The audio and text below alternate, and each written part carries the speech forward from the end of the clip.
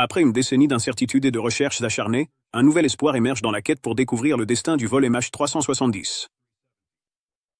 Le mystère entourant ce vol pourrait enfin être dévoilé. Les années ont passé, mais la douleur et le doute n'ont jamais disparu. Aujourd'hui, contre toute attente, un nouvel indice a fait surface. Les cœurs s'emballent alors que nous nous rapprochons de la vérité dans cette saga inoubliable.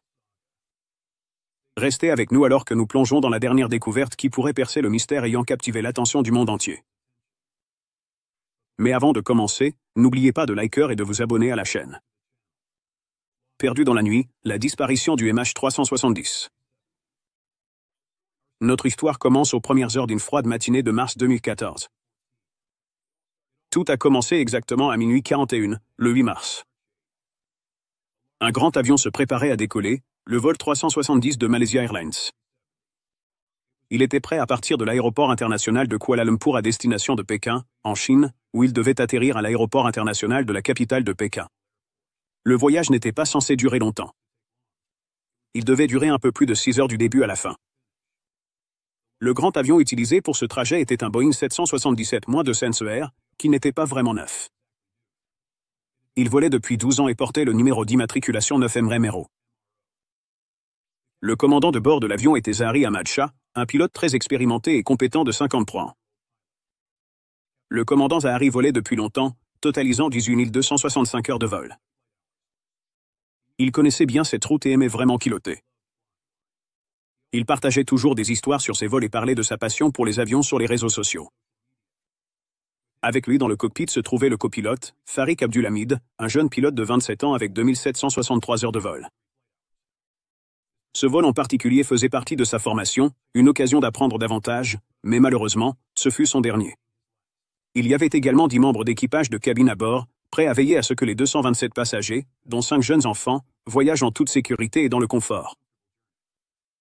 Bien que la majorité des passagers soient originaires de Chine, l'avion formait une petite communauté internationale, transportant 38 personnes de Malaisie et d'autres venant d'Indonésie, d'Australie, d'Inde, de France, des États-Unis, d'Iran, d'Ukraine, du Canada, de Nouvelle-Zélande, des Pays-Bas, de Russie et de Taïwan.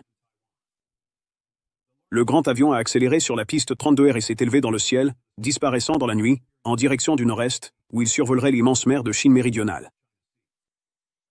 Dès qu'il a atteint son altitude de croisière à 35 000 pieds, l'équipage a contacté le contrôle du trafic aérien de Kuala Lumpur pour signaler que tout se passait bien. Peu de temps après, alors que l'avion s'apprêtait à entrer dans l'espace aérien vietnamien, le contrôle du trafic aérien malaisien a envoyé un message d'au revoir standard, comme un « bonne nuit » avant d'éteindre les lumières. Le capitaine Zahari a répondu « bonne nuit, Malaysia 370 », ce qui est la façon habituelle pour les pilotes de dire au revoir lorsqu'ils quittent une région de contrôle aérien pour en entrer une autre. Mais c'est là que nous commençons à entrer dans l'inconnu. Lorsque l'avion est entré dans l'espace aérien vietnamien, il a disparu des radars. Son transpondeur s'est soudainement arrêté de fonctionner. Cet équipement est comme la carte d'identité d'un avion, chargé d'envoyer toutes les informations sur l'état actuel de l'appareil au tour de contrôle au sol. Cette panne a transformé l'avion en fantôme dans le ciel. Le contrôle du trafic aérien a perdu toute notion de l'endroit où il se trouvait ou de ce qui se passait à bord. C'est comme si, en un clin d'œil, l'avion était entré dans l'ombre, laissant tout le monde confus et inquiet. Mais l'histoire devient encore plus étrange et mystérieuse. Avant que l'avion ne disparaisse, personne à bord n'a envoyé de signal de détresse. Il n'y avait aucun rapport de mauvais temps ni d'anomalie concernant l'avion. Puis, vers 1h30 du matin, l'inattendu s'est produit. Les opérateurs radars militaires et civils en Malaisie ont de nouveau aperçu l'avion. Mais quelque chose clochait. L'avion n'était pas là où il aurait dû être. Il a fait quelque chose de vraiment surprenant. Il a fait demi-tour et a commencé à se diriger dans la direction opposée, puis a viré au sud-ouest à travers la péninsule malaise, une vaste région couverte de forêts et de terre. Mais ce n'est pas tout. L'avion a de nouveau changé de direction et a effectué un autre virage, cette fois vers le nord-ouest, traversant une grande étendue d'eau appelée le détroit de Malacca. Personne n'a la moindre idée de pourquoi l'avion a effectué ces manœuvres étranges. Y avait-il un problème avec l'avion? Quelqu'un a-t-il décidé de changer de trajectoire volontairement, ou y avait-il une autre raison? Dans ce moment de confusion, le pilote d'un autre avion a essayé de contacter le vol 370. Il a utilisé une fréquence d'urgence spéciale pour tenter de transmettre un message de l'équipe de contrôle de l'espace aérien vietnamien. ils demandaient à l'équipage du vol 370 de les contacter. Le pilote de l'autre avion a réussi à établir une sorte de connexion, mais la conversation qu'ils ont eue n'était pas claire. Au lieu de mots, tout ce qu'ils ont entendu, ce sont des bruits étouffés et des grésillements, ce qui a rendu la situation encore plus étrange et inquiétante.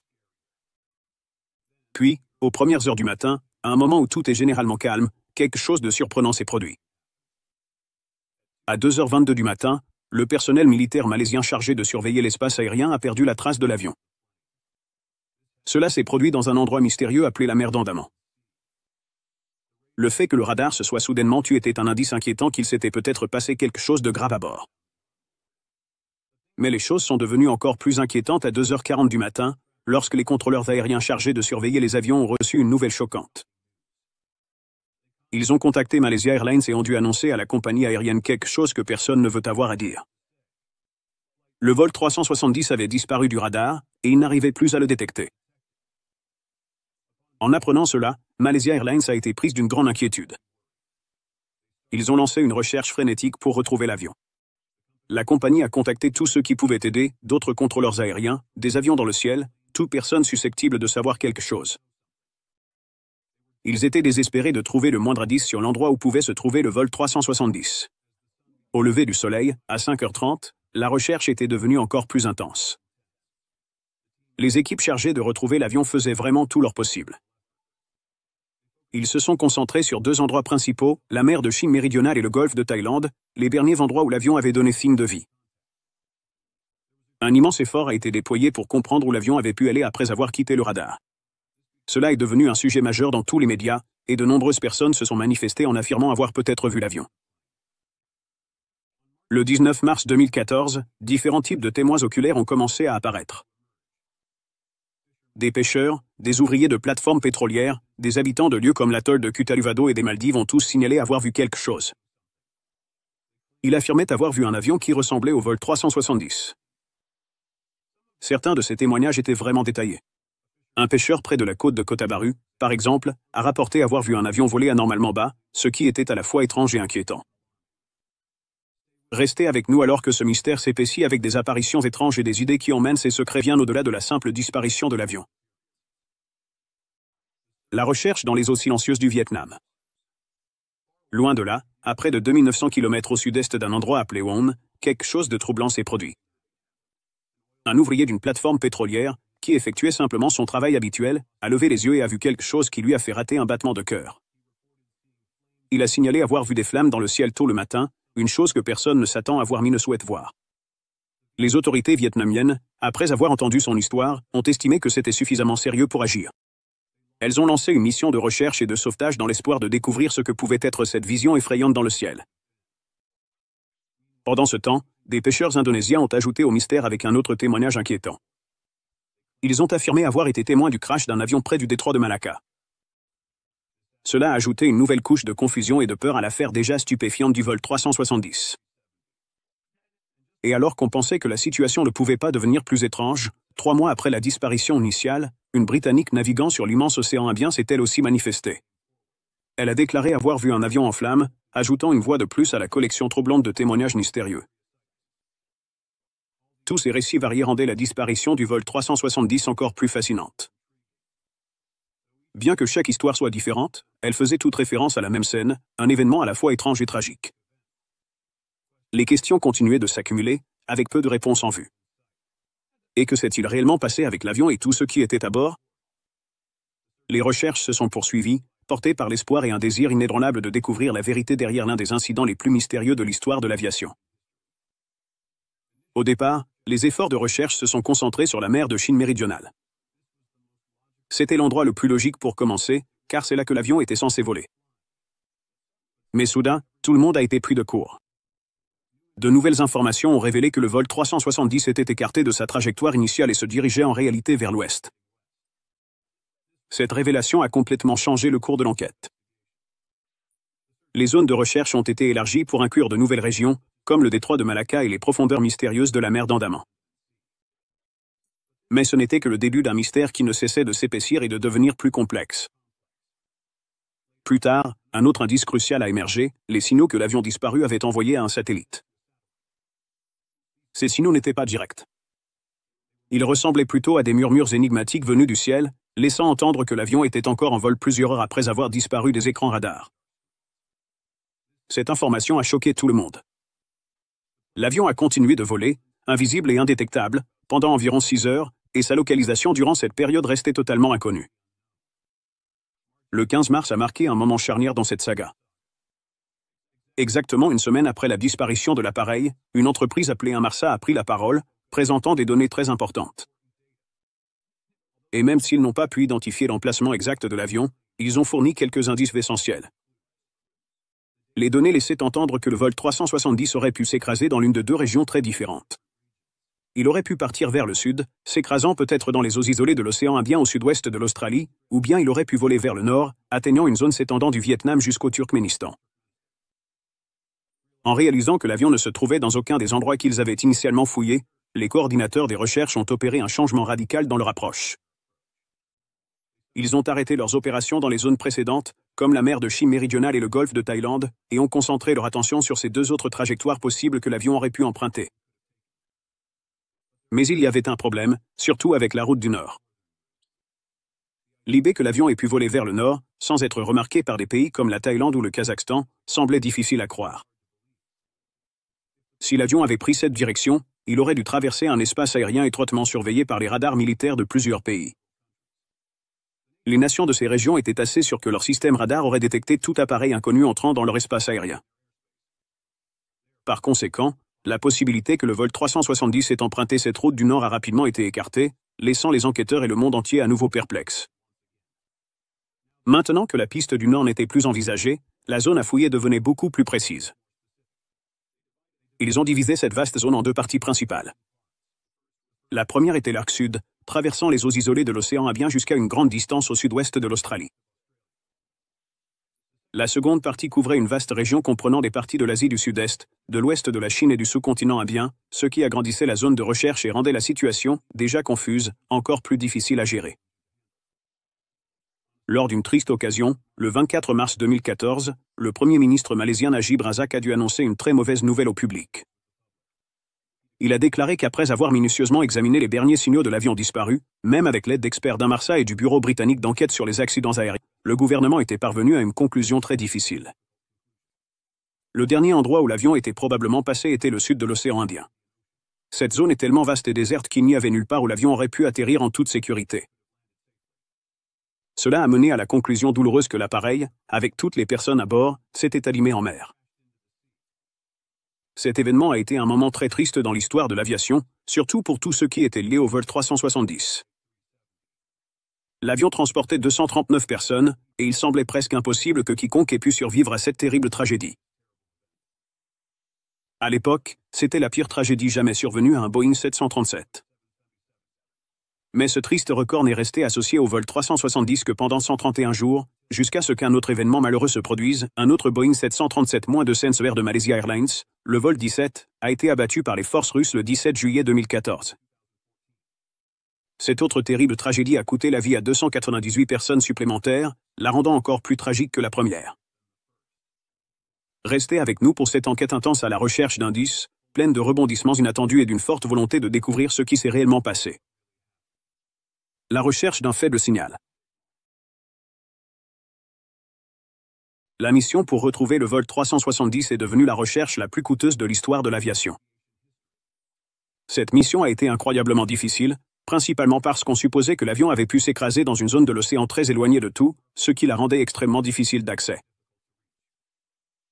Un petit espoir est apparu le 6 avril 2014 lorsqu'un navire australien naviguant en haute mer a cru entendre des bips provenant de la boîte noire de l'avion.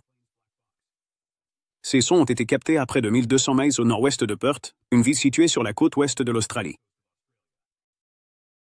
Ce qui rendait cet indice crédible, c'est que les données de localisation fournies par la société de satellites Inmarsat correspondaient à l'origine des bruits. Mais une grande inquiétude pesait sur tout le monde. Si ces bips provenaient vraiment du vol 370, la boîte noire qui avait enregistré les derniers instants de l'avion risquait bientôt de ne plus avoir de batterie et de cesser de fonctionner. Pour vérifier cet indice, ils ont envoyé un sous-marin robotisé pour fouiller le fond de l'océan. C'était une tâche énorme. Les bips avaient été détectés dans une vaste zone et, malgré des recherches approfondies et prolongées du sous-marin, il n'a pas pu retrouver la moindre trace de l'avion disparu. Plus tard, certaines personnes ont commencé à penser que ces bips étaient peut-être une erreur, qu'il s'agissait peut-être de bruits émis par l'équipement du navire et confondus par l'équipage. Mais l'équipe chargée de retrouver l'avion n'avait pas encore abandonné. Ils ont continué à chercher avec détermination jusqu'en juin 2015, mais malheureusement, ils n'avaient toujours retrouvé aucune pièce de l'appareil. Puis, le 29 juillet 2015, quelque chose de petit mais de significatif est produit. Une partie de l'aile droite de l'avion, une pièce appelée un flaperon, est apparue sur une plage des îles de la Réunion. Ces îles sont très éloignées de la zone où se déroulaient les recherches, à environ 3700 km à l'ouest de la zone de recherche dans l'océan Indien. Au cours des 18 mois suivants, des morceaux qui pourraient provenir de l'avion ont commencé à apparaître sur des plages de différents endroits comme la Tanzanie, le Mozambique, l'Afrique du Sud, Madagascar et île Maurice. Parmi tous ces débris, 26 pièces ont été considérées comme des parties possibles de l'avion disparu. 3 d'entre elles provenaient sans aucun doute du vol 370, et 10 faits étaient presque certainement des morceaux de celui-ci.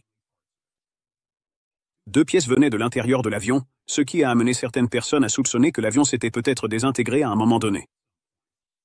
Mais ce que personne ne savait avec certitude, c'était si l'avion s'était brisé alors qu'il était encore en vol ou lorsqu'il a touché l'eau. L'analyse la plus précise des morceaux d'ailes retrouvés sur les îles de la Réunion et en Tanzanie a apporté quelques indices sur ce qui s'est passé juste avant la disparition de l'avion. Il semblait que l'avion n'avait pas été doucement posé sur l'eau par quelqu'un aux commandes. Au contraire, certains experts ont commencé à penser que le vol 370 avait pu heurter l'eau violemment, descendant directement dans une plongée soudaine. En janvier 2017, la Malaisie, l'Australie et la Chine ont déclaré qu'elles devaient suspendre leur recherche officielle du vol 370. Ensuite, une entreprise américaine appelée Ocean Infinity a obtenu l'autorisation de la Malaisie pour poursuivre les recherches. Cette nouvelle phase des recherches s'est poursuivie jusqu'en mai 2018, lorsque le ministère des Transports malaisien a estimé que cet effort supplémentaire pour retrouver l'avion touchait également à sa fin. Finalement, à la mi-2018, plus précisément en juillet, les autorités malaisiennes ont publié un rapport sur la mystérieuse disparition du vol 370. Ce rapport était un fait important car il affirmait qu'il était peu probable que l'avion ait disparu à cause d'un dysfonctionnement interne. Au lieu de cela, le rapport suggérait que quelqu'un avait peut-être volontairement pris le contrôle de l'avion et modifié sa trajectoire. Cette affirmation a rendu l'histoire déjà fascinante du vol 370 encore plus complexe et a approfondi le mystère entourant ce qui s'est réellement passé. Même avec de nombreux indices solides et un travail acharné, le groupe d'experts chargé d'enquêter sur cette affaire mystérieuse n'a toujours pas réussi à comprendre exactement pourquoi le vol 370 a disparu sans laisser de traces. Après la disparition de l'avion, beaucoup de gens ont commencé à spéculer sur ce qui aurait pu se passer. Une hypothèse effrayante était que quelqu'un avait peut-être pris l'avion de force. Et ce n'était pas qu'une simple supposition, car certains faits réels sont apparus, laissant penser que cela pouvait être vrai. Un fait vraiment inquiétant qui a été découvert, c'est que 2 personnes sont montées à bord du vol 370 en utilisant des passeports qui ne leur appartenaient pas, mais qui avaient été volés. Ce fait a inquiété beaucoup de gens. Les passeports, l'un autrichien et l'autre italien, avaient été signalés comme disparus en Thaïlande au cours des 2 dernières années. Interpol, une organisation mondiale qui aide les forces de police de différents pays à collaborer, a confirmé que ces passeports figuraient sur leur longue liste de passeports perdus et volés. C'était un gros problème que personne n'ait vérifié si ces passeports étaient sur la liste des objets trouvés ou perdus lorsque les passagers sont montés à bord. Le problème a pris encore plus d'ampleur lorsqu'Ahmad Zaidanedi, un responsable gouvernemental chargé de la sécurité intérieure de la Malaisie, a souligné une grave erreur. Le contrôle aux frontières de la Malaisie a permis aux 2 passagers munis des passeports volés d'embarquer dans l'avion, et ces 2 personnes avaient acheté des billets aller simples via China Southern Airlines. Plus tard, on a appris qu'un homme originaire d'Iran, appelant depuis quelque part à Bangkok, avait demandé les billets les moins chers pour l'Europe et avait tout payé en espèces. Par la suite, d'autres faits ont encore été découverts. Les 2 passagers étaient en réalité 2 jeunes hommes originaires d'Iran. L'un avait 19 ans et l'autre 29 ans. Ils sont arrivés légalement en Malaisie à la fin du mois de février en utilisant leur vrai passeport iranien. Certaines personnes ont commencé à suggérer que ces jeunes hommes cherchaient peut-être simplement à aller vivre dans un autre pays en toute sécurité, ce qu'on appelle demander l'asile. Le chef d'Interpol a même déclaré que l'agence penchait pour l'idée qu'il ne s'agissait pas d'une affaire de terrorisme. Après la mystérieuse disparition du vol 370, des équipes américaines et malaisiennes ont commencé à vérifier de manière prédétaillée chaque personne présente sur ce vol. Ils ont analysé chaque détail du passé des passagers. Le gouvernement chinois a également examiné de près les passagers chinois. Après tout cela, tout le monde était d'accord sur un point, rien n'indiquait que l'une de ces personnes ait été impliquée dans un acte violent ou lié au terrorisme. Plongé dans ce tourbillon d'hypothèses et d'histoires qui ont émergé après la disparition du vol MH370, chacune ajoutant un nouveau rebondissement à ce mystère déroutant. Le mystère du téléphone de l'ingénieur Kazat. Dans cette histoire, il y avait un homme qui a attiré l'attention de tous les acteurs impliqués. Il travaillait comme ingénieur de vol pour une entreprise en Suisse qui louait des jets. Parce qu'il en savait énormément sur les avions, certaines personnes qui essayaient de comprendre ce qui s'était passé ont suggéré qu'il aurait pu prendre le contrôle de l'appareil grâce à sa connaissance approfondie du pilotage et des systèmes de bord. Alors que tout le monde tentait de deviner ce qui avait bien pu se passer, une idée à la fois très intéressante et effrayante a émergé. Certaines personnes ont suggéré que peut-être des espions russes avaient pris le contrôle de l'avion. Ils pensaient que ces espions avaient délibérément provoqué le crash de l'appareil dans une région déserte du Kazakhstan. La raison ? Ils ont avancé que la Russie aurait voulu détourner l'attention du public pour que personne ne se concentre sur ce qui se passait en Crimée, un endroit où de nombreux conflits étaient en cours.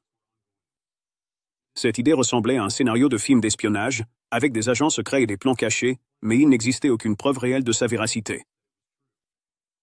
Au fur et à mesure que l'histoire du vol 370 disparu se déroulait, un petit détail a attiré l'attention de tout le monde et a déclenché de nombreuses spéculations. Des rapports indiquaient que les téléphones portables des passagers de l'avion continuaient de sonner, comme lorsque vous appelez quelqu'un. Bien que personne ne sache où se trouvait l'avion, les familles des disparus étaient profondément traumatisées et continuaient d'essayer d'appeler leurs proches. En entendant la sonnerie, ils ont été envahis par le doute et ont commencé à espérer que l'avion ne s'était peut-être pas vraiment écrasé dans l'océan. Cependant, cette petite lueur d'espoir a rapidement été expliquée par des personnes qui s'y connaissent bien mieux sur le fonctionnement des téléphones portables et des appels téléphoniques. Ces experts ont expliqué que le fait qu'un appel sonne ne signifie pas que l'appel a réellement atteint l'autre personne, ni que son téléphone sonne. En réalité, ce qui se passe, c'est que le système de l'opérateur téléphonique recherche le téléphone et tente d'établir une connexion. Si le système n'arrive pas à établir la communication après plusieurs tentatives, il arrête simplement d'essayer. Ainsi, la sonnerie que les familles entendaient était probablement juste le réseau téléphonique qui cherchait à localiser les téléphones, et non les téléphones eux-mêmes qui répondaient. Même si cette explication était logique d'un point de vue technique, elle n'a pas vraiment réconforté les familles. Elles restaient très tristes et désemparées face à ce qui était arrivé à leurs proches qui se trouvaient à bord de cet avion disparu. Voici ce que nous savons du vol 370, l'avion volait dans le ciel nocturne au-dessus d'une région appelée le golfe de Thaïlande. Soudain, sans aucun avertissement, il a fait demi-tour et a commencé à revenir vers le continent, survolant de grandes villes et quelques petits villages. Après ce changement de direction soudain, on n'a plus eu aucune nouvelle de l'appareil. À une époque comme la nôtre, où tout le monde communique et partage des informations en ligne, ce silence total est vraiment étrange et inquiétant. Personne dans cet avion, qu'il soit en vacances ou en voyage d'affaires, n'a envoyé le moindre message, passé un appel, partagé une photo ou dit quoi que ce soit sur Internet après que l'avion ait changé de direction. Ce silence a encore renforcé le mystère et a laissé beaucoup de gens très inquiets quant à ce qui aurait pu se passer pendant le vol. De nos jours, alors que presque tout le monde est connecté, il est étrange que personne du vol 370 n'ait donné signe de vie. Ce silence a provoqué de nombreux débats et suppositions parmi les experts. Beaucoup de passagers venaient de Malaisie et de Chine, des pays où presque tout le monde utilise un téléphone, surtout ceux qui voyagent à l'étranger. Alors, qu'est-ce qui les a empêchés de communiquer ? N'ont-ils pas pu envoyer de messages ou ont-ils été empêchés de le faire d'une manière ou d'une autre ? Il est possible que l'avion ait volé trop haut pour que leur téléphone fonctionne, ou peut-être ont-ils essayé d'envoyer des messages sans succès. Ces possibilités rendent la situation encore plus intrigante. Au fur et à mesure que les enquêtes se poursuivent, le mystère du vol 370 épaissit et devient encore plus fascinant. Tout le monde cherche le moindre indice qui pourrait expliquer cet événement troublant. Après le changement de trajectoire, le radar militaire a détecté quelque chose d'inhabituel concernant le vol 370. Il est monté à une altitude extraordinaire de 45 000 pieds, bien au-dessus de son niveau de croisière habituel, puis est descendu à environ 23 000 pieds avant de remonter à 30 000 pieds. Ce mouvement erratique pourrait expliquer pourquoi les téléphones des passagers étaient hors service. Que les passagers aient essayé ou non d'utiliser leur téléphone pendant le vol, les altitudes extrêmes ont probablement empêché toute connexion avec les antennes relais au sol. Dans la recherche pour comprendre pourquoi le vol 370 a dévié de sa trajectoire prévue, les enquêteurs américains ont envisagé la possibilité d'un acte délibéré depuis le cockpit, suggérant que l'avion aurait pu être intentionnellement dirigé vers l'océan Indien. Pour approfondir l'enquête, les autorités malaisiennes ont examiné les domiciles et les relevés financiers des pilotes, les activités bancaires et les transactions par carte de crédit des 12 membres d'équipage, ainsi que d'autres détails personnels. Plongez dans les antécédents et les motivations possibles des personnes à bord. Découvrez la vie de l'équipage et les événements étranges survenus durant les dernières heures du vol. L'itinéraire secret du commandant. Un mois après la disparition de l'avion, la police malaisienne a déclaré avoir interrogé plus de 170 personnes, dont des pilotes et des proches des membres d'équipage. Le capitaine Zahari Ahmad Shah était au centre de l'attention, surtout si la perte de l'avion était confirmée comme étant le résultat d'actions humaines. Des rumeurs inquiétantes circulaient à propos du capitaine Zahari. Certains ont émis l'hypothèse qu'il aurait pu planifier la fin tragique de l'appareil en le crachant délibérément, peut-être après avoir enfermé le copilote à l'extérieur, coupé toutes les communications externes, compromis la qualité de l'air dans la cabine, et laissé l'avion continuer à voler en pilote automatique jusqu'à ce qu'il n'ait plus de carburant. Les enquêtes sur la vie personnelle de Zahari ont révélé qu'il était marié, père de 3 enfants, et qu'il vivait dans un quartier tranquille avec 2 propriétés. Il possédait un simulateur de vol, qu'il utilisait fréquemment chez lui. C'est là qu'un détail suspect a émergé. Le simulateur contenait un itinéraire de vol similaire à celui du vol 370, se dirigeant vers le sud et se terminant sur une île isolée. Cet itinéraire, qui avait été supprimé, a été récupéré par des experts qui ont noté sa forte ressemblance avec la trajectoire réelle du vol 370, alimentant les spéculations sur les intentions possibles de Zahari liées à sa souffrance personnelle. Zahari traversait des difficultés personnelles, notamment une séparation avec sa femme, ce qui est difficile pour n'importe qui. Il était également bouleversé par la condamnation à 5 ans de prison d'approche, Anwar Ibrahim, juste avant le vol de Zahari, ce qui a peut-être accru sa détresse émotionnelle. Cependant, la femme de Zahari a réfuté ces suppositions, soutenue par des amis et des membres de la famille qui pensaient qu'il était trop dévoué à sa famille et à sa carrière pour faire du mal aux autres de cette manière. Pendant que l'enquête se poursuivait, la police de Kuala Lumpur a collaboré avec le FBI pour analyser en profondeur le simulateur de vol de Zahari. Malgré l'enquête, aucune preuve n'a été trouvée impliquant Zahari dans la planification d'un acte lié au vol 370. L'enquête s'est ensuite tournée vers le copilote, Farik Abdulhamid, et une découverte surprenante a été faite. Farik a tenté de passer un appel téléphonique alors que l'avion volait à basse altitude au-dessus de la côte malaisienne, mais l'appel s'est brusquement interrompu. La connexion a été rapidement établie avec le gratte-ciel Menara Kontar, mais elle a été interrompue car l'avion est sorti trop vite de la zone de couverture et a été transféré à une autre antenne. Les détails de cet appel téléphonique mystérieux sont restés secrets, suscitant de nombreuses spéculations. À qui Farik essayait-il de parler à un moment aussi critique? Les responsables et les enquêteurs sont restés silencieux, gardant le destinataire et l'intention de l'appel secret, ce qui n'a fait qu'alimenter les rumeurs les plus folles. Dans ce climat de secret, certains ont suggéré que Farik, peut-être submergé par des problèmes personnels, aurait pu prendre une décision radicale. Peut-être a-t-il pris le contrôle de l'appareil, coupé ses systèmes et s'est-il isolé dans le cockpit. Si ces rumeurs étaient vraies, cela aurait marqué un tournant incroyablement douloureux dans les événements à bord de l'avion. L'équipage de bord comme les passagers se seraient retrouvés dans une situation terrible, incapables d'accéder au cockpit à un moment crucial. Cette spéculation ajoute de nouvelles couches de mystère et de tristesse à l'histoire déjà complexe et sombre du vol 370, approfondissant les doutes et accentuant le sentiment de tragédie entourant l'incident. À partir de là, certaines suppositions sur la vie personnelle de Farik ont émergé, notamment concernant d'éventuelles difficultés dans ses relations amoureuses. Certains ont suggéré qu'il était peut-être tellement submergé par des problèmes personnels qu'il a vu dans cet acte radical et horrible une échappatoire à sa propre souffrance. Cette théorie dressait le portrait d'un homme poussé à bout, se sentant totalement sans alternative, un récit à la fois poignant et hautement dramatique.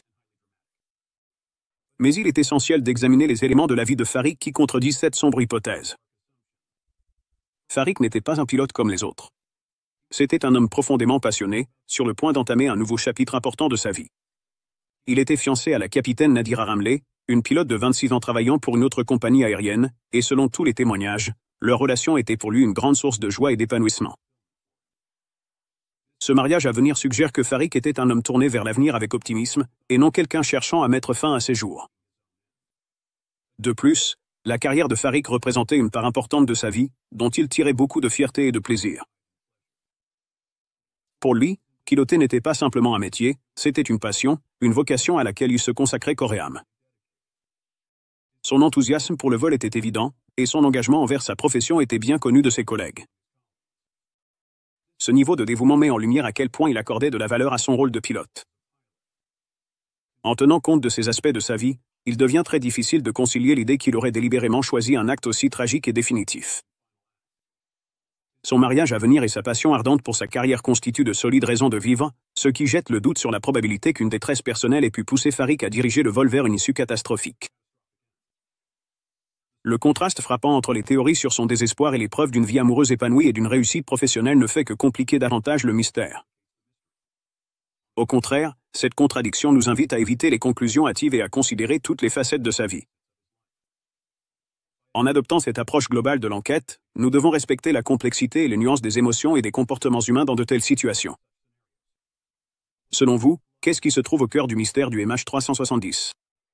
Ces nouveaux éléments de preuve pourraient-ils bouleverser tout ce que nous pensions savoir à ce sujet ? Partagez vos réflexions dans les commentaires ci-dessous, et n'oubliez pas d'aimer la vidéo et de vous abonner pour en voir d'autres comme celle-ci.